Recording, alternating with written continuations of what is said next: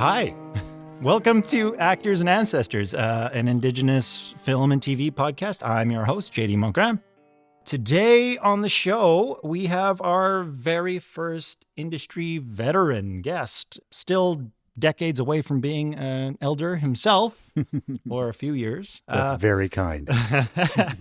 Yeah, but he has worked with nearly every living screen elder you can think of. He has decades of experience in writing and acting, and has now even moved behind the camera and is telling other actors like myself where to go, what to do, what to say. And you have seen him perform in series like Northwood, The Res, dozens of other shows, including Degrassi, AP Bio. That was a personal favorite cameo of mine. I like that one. He's done video game work, stage plays, many of which he's written. He's a comedian, so you can expect him to be really funny. He's won awards. He's been nominated for even more. He's been a First Nations man most of his life. He's a trailblazer for Indigenous actors since he started at the age of 17. Please, can you share your name, your land, where you come from? Who claims you? My name is Darrell Dennis. I am from the Adams Lake Reserve in the interior of British Columbia. I am of the Secwépemc people, and I'm very, very happy to be here. Well, thank you. I got to say, this has been such a great experience getting to know you. You're remarkably approachable, fun. But I want to come out with some hard questions right out the gate. I've been dying to ask you, how did you earn the nickname Flat Dick from Graham Greene? Well, those are the hard-hitting questions, yes. So last year, I directed him in a movie. I'd worked with him before, most just as co-actors. Mm-hmm. So we were already pretty comfortable with each other. So the very first day of shooting, I, as the director and an actor in the scene with Graham, we sat down, and he says, Darrell, I'm just gonna just throw a few of my own things in there, right? And I was like, oh, great, of course you are. Yeah, just feel free to improvise, and just thinking that, you'd be throwing in a few lines here and there, or a few words and stuff. But basically, I yelled action, and nothing that was scripted came out of his mouth. And the script supervisor just kind of closed their book and put their pencil down and just let him go. But it was his whole entire shtick was just these made up expletive insults towards my character, because we were kind of combative characters. So yeah, so he went through the entire library of expletives that he just made up there, and a lot of them didn't even make sense. It was like flat dick and hard nose. So since then, it kind of stuck. He's every time he refers to me, it's as Flat Dick, and I carry that name with pride. as one should. I mean, we've all heard flat ass, Bannock bum. So I mean, he called me that as well too. Oh yeah. He called me that.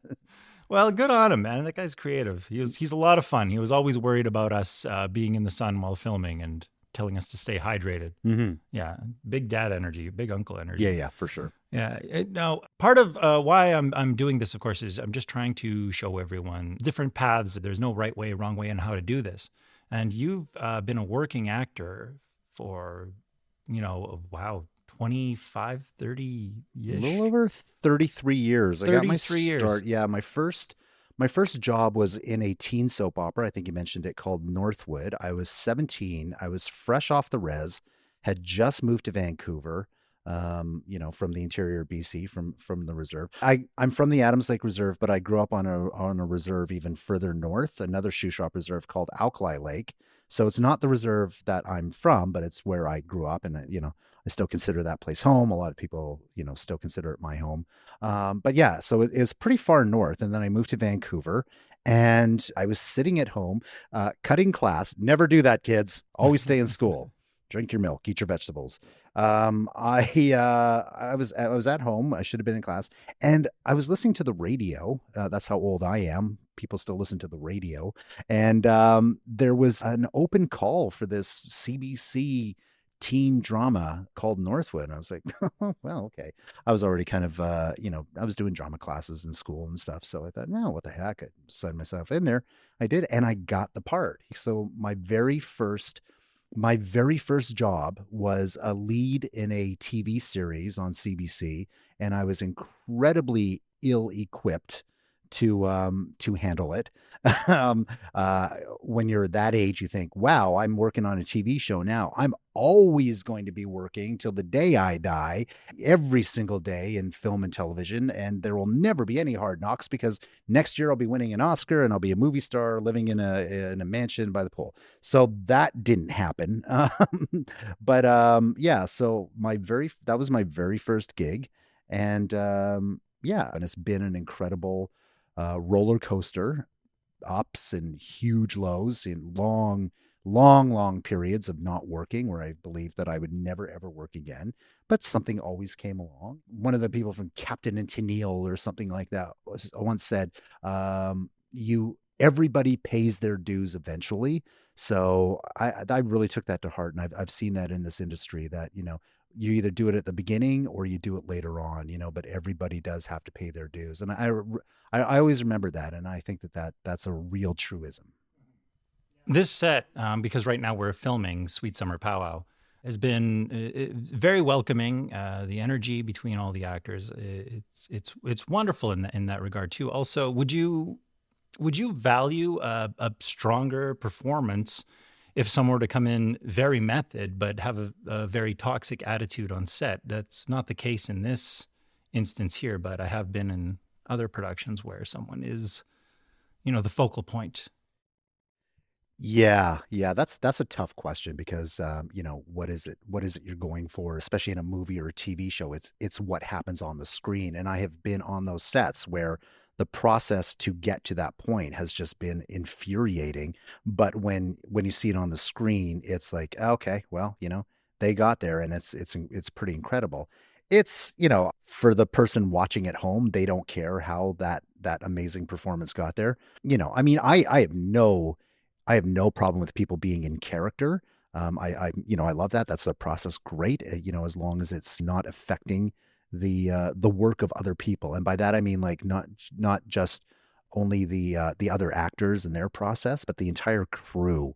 If somebody has to walk away because they need to, touch the trees or whatever, because they're, I don't know what, because that's part of their process, then, we got to wait, that costs a lot of money. People are trying to do their jobs. We're racing the clock. Every film, no matter what budget it has, is racing the clock. And every second that goes by is like a cash register. It's like those cartoon numbers that, keep going up, or those tote boards. There's many pieces that fit together to get this jigsaw puzzle put in place, Yeah, absolutely. Well, now that you're a director as well, if you were to come up in situations where actors are gumming up the works, holding it hostage, essentially, because their character needs that, or they need that to get to that place, but you are up against that clock and it is do or die. I mean, who is going to make the right call there? Like, you as a director now, do you see the value of, like, sorry there, Bill, whoever it is, we got to go on this. Yeah. And thank you for bringing up Bill's name, because he has been a problem on set. Yeah. No, that is the point where the director kind of just says, look, man, I understand you're in your process, but we're not getting this, and it's not going to be on the screen and stuff. So, you gotta come out of it a second. Give me the line. We gotta put something on film, or else you're not in this movie. It becomes a practical thing after that. Then you really gotta, as a director, this is where you have to be the sort of captain of the ship. I've gotten to work with a lot of directors' processes and how they deal with actors and crews and that sort of thing. So I've been able over 33 years to go, man, if I was a director, I would do it like that. Or if I was a director, I would never do it like that. Right. So at some point, you just got to say, listen, that's it. And yeah, maybe they'll walk off, set, maybe they won't, maybe they'll go over budget. Who knows, but at some point you got to sort of say, knock it off. Let's be a pro, let's just, as Olivier was said, why not try acting, dear boy? I love that quote. I got to see, on a little tangent, I just got to see his grave when I was in the UK, which was lovely. Oh, wow. One of the all-time greats, yeah. One of the all-time great graves you've ever seen. Yeah.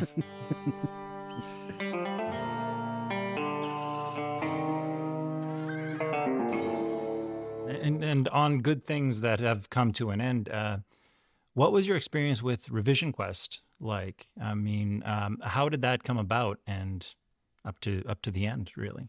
One thing always, that's the thing about this business is you start doing something and then one thing leads to another. And then that person goes, hey, maybe you can do this, which sets you off on a whole different career trajectory.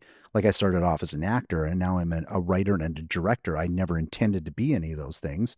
But because of one thing that led to this person and that person and this thing, I've gone off in a whole different direction. So it was one of those things where I was just I was doing some little, comedy things. And then some people at CBC, I was asked to go to some of the festivals to do some stuff. And then somebody, from CBC radio said, hey, let's develop an Indigenous show. So we were kind of throwing around some ideas and we kind of had to fit some formats. And I was actually at home with my wife and we were watching Mythbusters. I don't know if you remember that show where they would take, yeah. That was a great show. Yeah. And one of the things that's always fascinated me and some of the work that I really like to do is sort of breaking down stereotypes and misconceptions about Indigenous people. That's always been sort of what I want to do. That's kind of always been from a early age, my sort of mission. And as we were going, I thought, what about like a Native Mythbusters, because I knew growing up, in that community in the Native Reserve and going to town, I've heard every lie and misconception under the sun about our people. So, and it's really affected me growing up. It's been frustrating and it's, hurtful. And so I thought, what if there was a show where we could take one topic each week, for example, natives don't pay taxes, and sort of, go through, the historical aspect, bust that misconception, but also do it with a lot of comedy and spoofs and make it really entertaining. So it's not a dry show, because a lot of the topics we could be talking about, like taxes and, alcoholism and, that sort of thing, could be really dark and depressing. So we did our best to make a really, really fun show and make it entertaining for people to learn about it. Because I always believe that laughter is a universal language. And if you're going to teach people, you got to, make them receptive to it as opposed to yelling at them or giving them dry facts. So we did that. And it was only supposed to be a summer replacement series for 1 year. And I thought, okay, great. Came in there and did my gig. And it's like, oh, we did some good work here. I'm pretty happy about that. Cool. What's my next thing? And then as the series went on, the show became such a hit and people loved it so much. I remember it. Yeah. I watched that. Oh, great. That's wonderful. Yeah. And people were like, yeah, it was on like a Saturdays and another time, and people would actually like tune in and they loved the show. And we were quite overtaken by the response to it. So we came back like 3 more years, for a total of 4 seasons. And so I came back every year to do it. And actually, we were actually towards the end trying to figure out more misconceptions and stereotypes. We were just finding, we kind of felt like after 4 years, we had kind of done what we set out to do. And, we all loved doing the show. The other thing too, is for some reason, they always brought me in the wintertime to Winnipeg in January and February to record the show. So I don't know. I guess that was good for my creative juices because I was never going out anywhere. I was just stuck in my hotel thinking about the show. So it was during that time with the CBC, I think, where you had a run-in, speaking of misconceptions of Native people, but your celebrity status in a way potentially protected you from violence. Yeah. It was actually kind of ironic at the time. One of the episodes we were doing was natives and the police, and we were, compiling stuff, what is the relationship like with that? It was like I said, I was always there in Winnipeg in January, so I ate a lot at my hotel. Didn't really want to go outside a lot. But one night I decided I was going to go to, I was on Portage Avenue and decided I was going to go to a restaurant, a few blocks away. And as I was walking down the street, the police were pulled over. They were, dealing with some other Indigenous people. And a cop turned and looked at me walking and he pointed at me and said, "You, come here." Now I had grown up in, parts of BC where there was harassment towards Indigenous people is pretty common. I grew up with a lot of, I hate to say it, but I grew up in a lot of racism. So I was pretty much used to this sort of thing.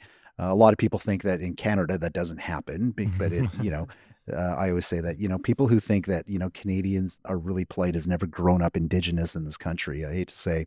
But yeah, so I'm used to this sort of thing. So he goes, "You come here." And I just walk right by him and I put my hands on top of the roof of the car. And he's like, "Yeah, right. Exactly. Yeah." Okay. So they start patting me down and I say, "Okay, can you tell me what this is all about?" And he says, "Yeah, you fit the description."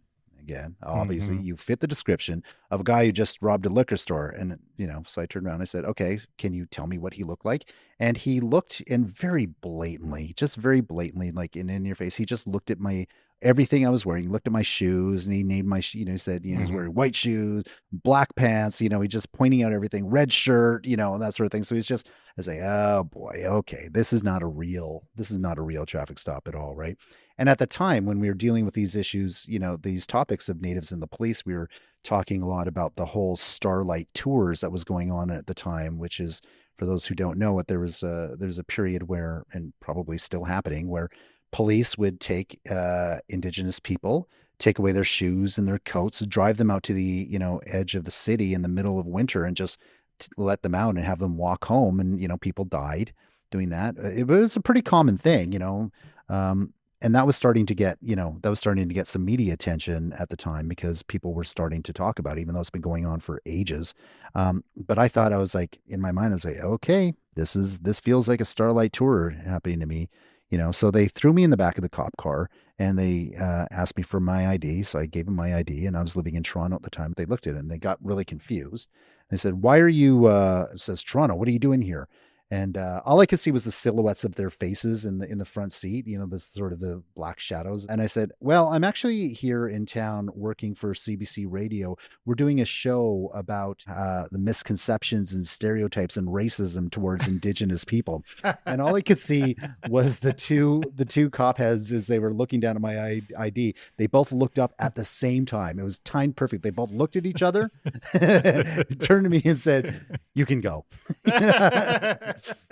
But I said, yeah, I mean, like, I've told that story a number of times, and I was one of the lucky ones. If I didn't have that, that thing in my back pocket, then who knows how that could have gone, because I have come very close in my life, run-ins with the police where, if something did not happen, I maybe would not have been here today. Yeah. I hate to say, yeah. And I hate to say that because, it's the police a lot of times that are supposed to be your protectors. Of course there's bad apples. Yes. And good police, I'm not saying that, every cop is crooked, but I've had some run-ins with some pretty shady people. And so I was very lucky about that. And just think of, it made me realize, just if I didn't have that in my back pocket, how many other of my people go through that exact same thing and have a whole different story than I did. So I think that phrase too, it's not just a few bad apples, it's a few bad apples spoil the bunch. Yeah. Exactly. I totally agree with that. Yeah. I've met some very wonderful police officers in my, Canadian police. I do want to say that.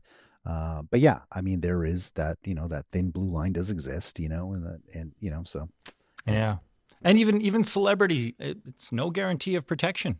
And especially back then, I mean, it seems things are really changing now in terms of Indigenous celebrity, and, celebrity itself is viewed through the colonial lens as well. So like back then though, even famous First Nations people weren't really famous. No. So there was always that bit of danger. Something that you mentioned before in a previous interview. You said most Indigenous people are tired about reading themselves as historic figures or as museum pieces. So with the acting world changing as it is, how has that shown up for you currently? It's only been recently that I found a move towards seeing us as modern people. And it's been, I can say after 33 years in this business, to say that's only been in the last few years that we've sort of moved away from being what we call, there's a term in the Native community in LA called the leather and feather roles. It's like, how many more times do we have to, see our people, coming out of teepees in service of a lead white character? I've read this script, the same script for 33 years. It's always the, white man brought shame to our village. We must crush white man. And then by the end, it's like, white man has taught us all how to be better natives. It's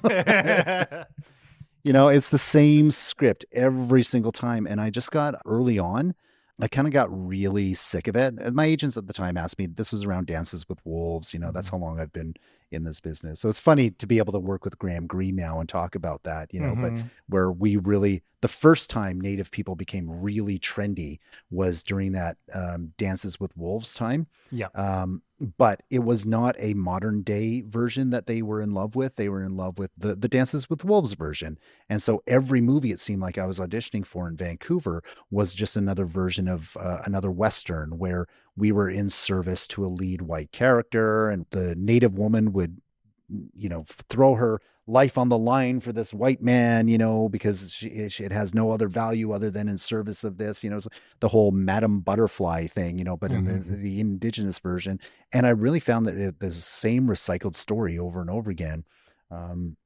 And it's only been recently that I found that we are starting to look at Native people as the leads and stuff. We know we got reservation dogs now, which was a huge thing for the United States. But you think about Canada, we have had like North of 60. We've had like The Res that I was on, Dance Me Outside. We've had shows and TV shows where the Native people were the leads.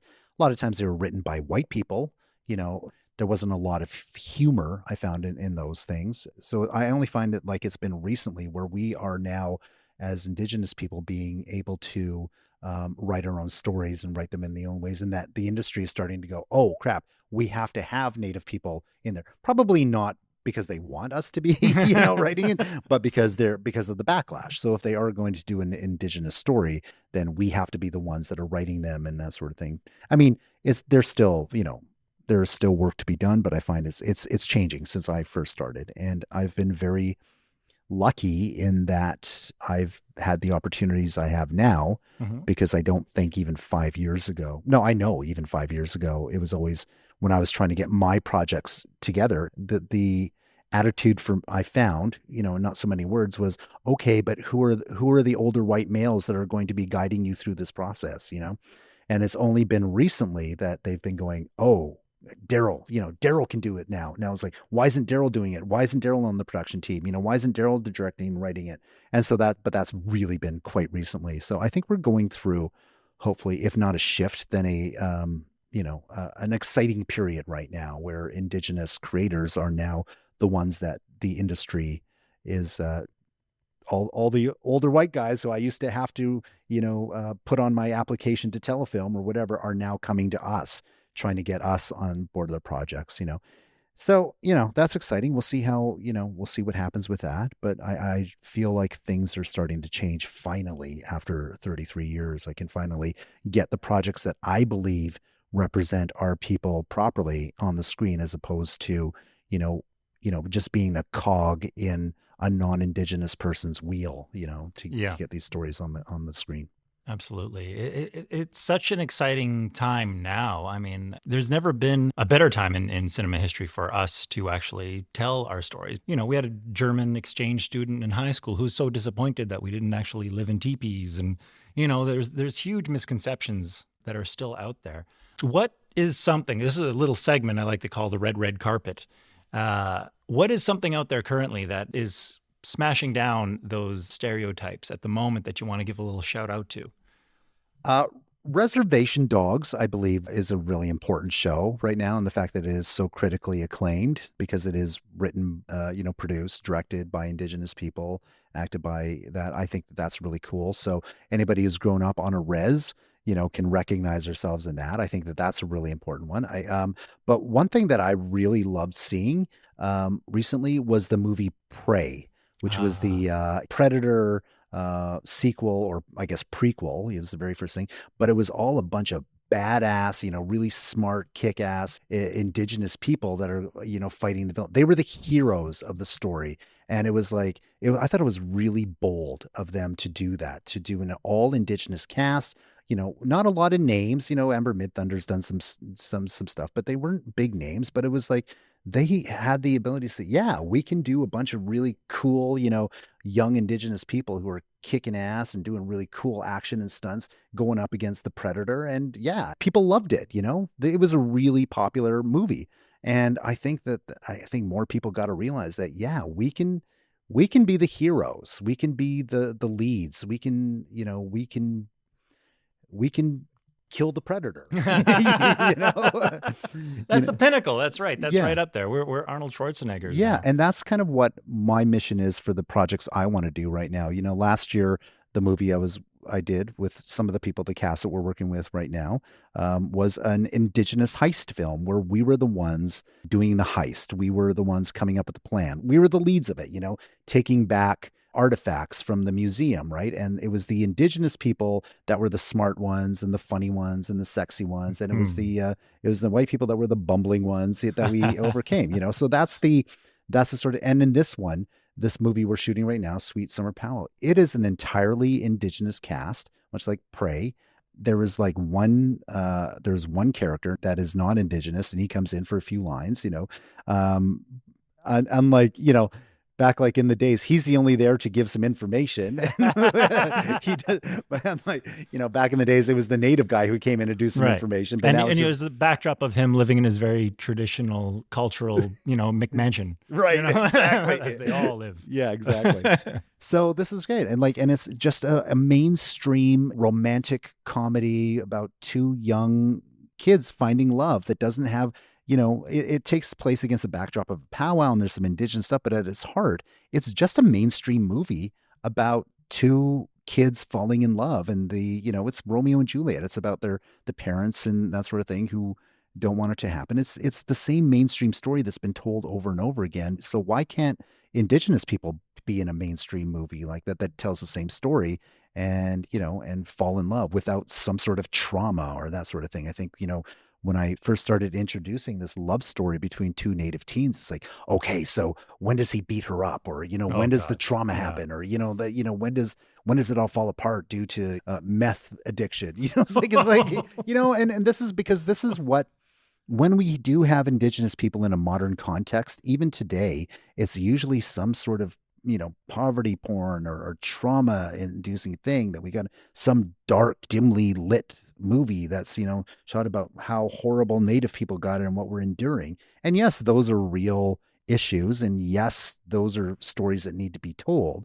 But I think what I'm hoping happens, and I hope with stuff like Prey and Reservation Dogs and, even far back in, shows like The Res, where we were bringing, some humor to these issues and to our community. I'm hoping that people can go, oh, wait, Indigenous people are funny and they're sexy and they're, beautiful and they're, they got timing. We can make big glossy movies that sell with Indigenous cast in the lead, like they did with Prey, and that sort of thing. I don't know when this is coming out, but hopefully the movie will be, people will see it. And this is a gorgeous cast, yourself included. President included. I didn't want to say, yeah. But I've got a face for not podcasting. That's right. But they're funny and they're smart, and and it's everything that every Hollywood movie should be, and it's all Indigenous. So I think that I feel like the industry is probably ready for us to move past the old white man has dishonored our village, constant just depiction of us. And I'm very excited about it. I'm honestly just thrilled when I see people that I know in, contemporary things where it isn't the focal point of being Indigenous as the part. I mean, it's one of my highlights is watching you in AP Bio, just that quick little thing. You came in as a detective and you're pointing a gun and, it's fun. It's great. We're just people. We're just playing these interesting characters. Why not let us? Exactly. I think, and that's one of the things I've been very lucky about. When I first had long hair, when my agent told me to grow it out because of the Dances with Wolves thing, and I'm going to work a lot, and I did, but the second I cut it off, I was sort of in a no man's land there, right? But then it became, when I moved to LA, I became part of this category that I'd never heard before, ethnically ambiguous.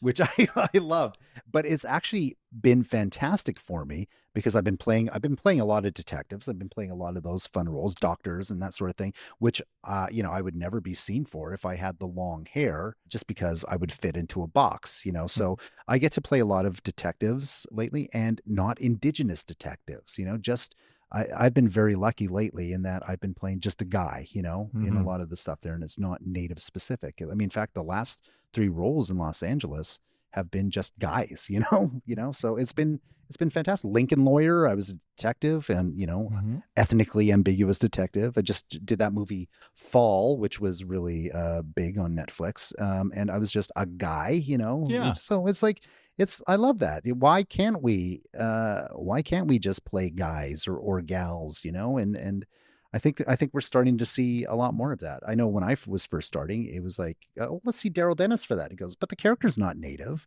and it was actually really like that. We can't bring him in unless we specifically say that he's native, or for some reason explain why this native guy is living in present day Canada or present day America. Yeah. It just doesn't make any sense. It's that terrible old racist joke of, what do you call a native with a medical degree, right? Well, no, it's just a guy. He's just a guy. Yeah. Like, we don't need to justify that. Yeah. Yeah. Yeah. So as a writer too, I mean, it's great that you and others are pushing that forward. Those characters that are coming out now of like your work on Little Bird and others. I'm really glad, I'm honored, and I'm thrilled to be part of this production that we're doing here. And holy, I think that's our time, Mr. Darrell. This has been great having you here. I appreciate your time. You want to give a shout out to anybody else that's out there, Indigenous, maybe even not Indigenous, that's a real ally? Well, one thing, I think my wife, Katya Gardner, who's been co-writing with me for a while now. We've been developing projects, left, right, and center, and we've been getting really close. And there's other projects. She co-wrote this movie as well too. She's an extreme ally because she knows she's not trying to be native, but she's part of that mission of mine to have Indigenous people and strong women characters and stuff that are just people as opposed to in Indigenous. So she's been really great in writing with that, and just all the people who are actually hiring Indigenous people for non-Indigenous specific things is really bold. But those people who are starting to recognize that we can, fill a writer's room or fill a director's chair or acting roles for stuff, and it doesn't matter, if the role is Indigenous or not, but that person is great for the role. One person, I love working with guys like Graham and like Wes Studi. I really like, I've worked with him a few times. And one thing I've really, I love talking with those guys about is just how, yes, they started off playing those Indigenous roles and, they're both in Dances with Wolves, but they've just been good enough actors that, Wes Studi was in Heat with Michael Mann playing a cop, and he was in Mystery Men, and that role wasn't specifically native. It was just because he was really funny, right? Right. That he was recognized he could stand with these other comedic, stars and be just as funny as them. I remember at that time being confused because I'm like, what are they gonna shout out? I think it was Sphinx. Was that his character? Something or Pharaoh or something like? Yeah, he was a riddle guy, but that had nothing to do with being no. And I was like, when's the native angle coming in? You know, because it was still fresh at that time. It was very rare. That's right. See something like that. And that's the stuff that really excited me growing up. And that's the stuff that gave me the most hope and that sort of thing for my career, was just seeing Graham Greene, not so much in like Dances with Wolves was great. I loved seeing him in, but I was more excited when I saw Graham Greene in Die Hard with a Vengeance, right? Yeah. Or, and Wes Studi as an Indigenous person was great, but I got really excited again when I saw him in Heat, one of Al Pacino's, cop guys on his team. And that for me was like, yeah, Native people can play human beings too, with the jobs and stuff. They don't always have to, every time you walk on camera, the drum doesn't have to beat and the screech of a hawk and stuff, That's right. We're breaking stereotypes. We're playing people with jobs. That's right. Damn it. We have jobs. It's been awesome having you here. Thank you for giving us your time. And, maybe, as the old saying goes, we'll see you on the next one. You betcha. Thank you so much. Egose.